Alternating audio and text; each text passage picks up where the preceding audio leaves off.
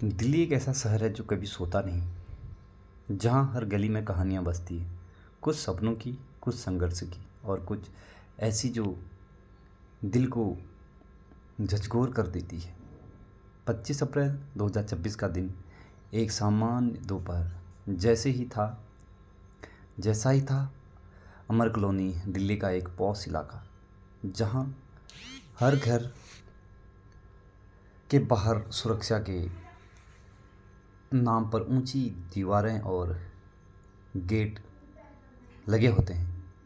यहाँ रहने वाले लोग कुछ खुद को सुरक्षित महसूस करते हैं, शायद ज़रूरत से ज़्यादा।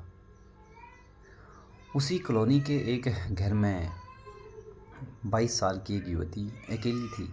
एक होनहार लड़की, सपनों से भरी। उसके माता पिता ने उसे हर सुविधा दी थी। उस दिन घर में सन्नाटा था, लेकिन ये सन्नाटा ज़्यादा देर टिकने वाला नहीं था। कुछ ही दूरी पर एक शख्स था, राहुल मीणा।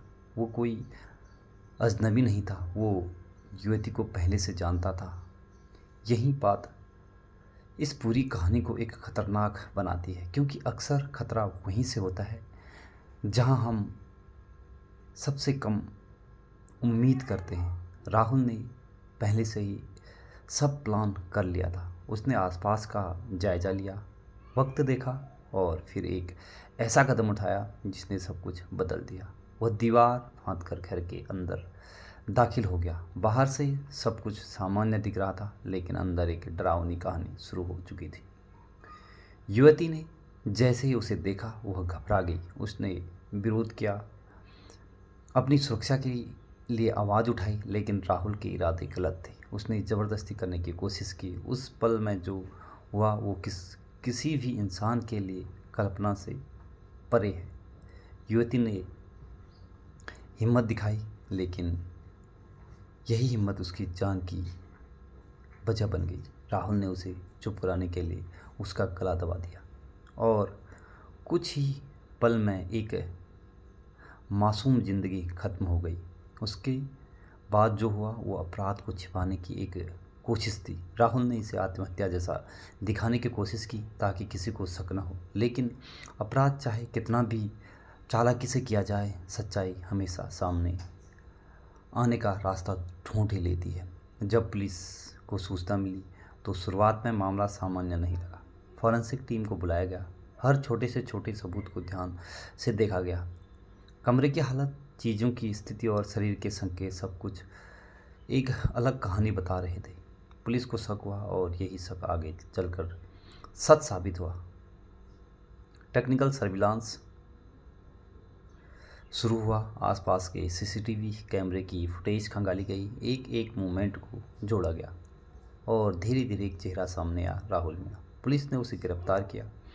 उसने असली सच्चाई तब सामने आई जब उसे घटनास्थल पर लाया गया। क्राइम सीन रिएक्शन के दौरान उसने बताया कि उसने दीवार फांदी, कैसे अंदर घुसा और कैसे उसने सब कुछ अंजाम दिया। उस समय इलाके में गुस्सा था, लोग सड़कों पर थे। हर किसी के मन में एक ही सवाल, क्या अब घर भी सुरक्षित नहीं रहे? दिल्ली पुलिस ने कानूनी कार्रवाई शुरू कर की। केस मजबूत था, सबूत साफ थे, लेकिन जो खो गया वो कभी वापस नहीं आ सकता। ये कहानी सिर्फ एक घटना नहीं है, ये सवाल है जो हम सबके सामने खड़ा है। क्या सच में सुरक्षित है? क्या हम अपने आसपास के लोगों को सही से जानते हैं? क्या हम छोटी छोटी चेतावनियों को नज़रअंदाज कर देते हैं? इस घटना से हमें कई सीख मिलती है। सबसे पहली, सुरक्षा को कभी हल्के में न लें, चाहे इलाका कितना भी सुरक्षित क्यों ना हो। सावधानी ज़रूरी है। दूसरी, अपने आसपास के लोगों को समझना बहुत ज़रूरी है। हर जान पहचान वाला भरोसेमंद नहीं होता। तीसरी, अगर किसी भी कोई संदिग्ध स्थिति लगे तो उसे नज़रअंदाज न करें। छोटी सी सतर्कता एक बड़ी घटना को रोक सकती है। और सबसे ज़रूरी बात, हमें जागरूक रहना होगा, सिर्फ अपने लिए नहीं बल्कि अपने परिवार और समाज के लिए भी, क्योंकि जब हम सतर्क होते हैं तभी हम सुरक्षित हैं। यह कहानी दर्द देती है, लेकिन साथ ही एक जिम्मेदारी भी देती है, जागरूक रहने की, दूसरों को जागरूक करने की। अगर ये कहानी आप लोगों को सोचने पर मजबूर करती है तो इसे अपने तक मत रखिए, इसे शेयर कीजिए ताकि लोग भी समझ सके कि सुरक्षा कोई विकल्प नहीं है बल्कि एक ज़रूरत है। दोस्तों, इस तरह की सच्ची घटनाओं से वास्तव में आप लोगों को सीख मिलती हो तो चैनल को सब्सक्राइब, वीडियो को शेयर और लाइक और कमेंट ज़रूर करें कि आपने इस सच्ची घटना से क्या सीख मिली। तो दोस्तों, एक बार फिर से मिलते हैं एक नई सच्ची घटना के साथ। तो तब तक के लिए अपने परिवार के साथ स्वस्थ रहिए, मस्त रहिए और परिवार को हरदम खुश रखिए।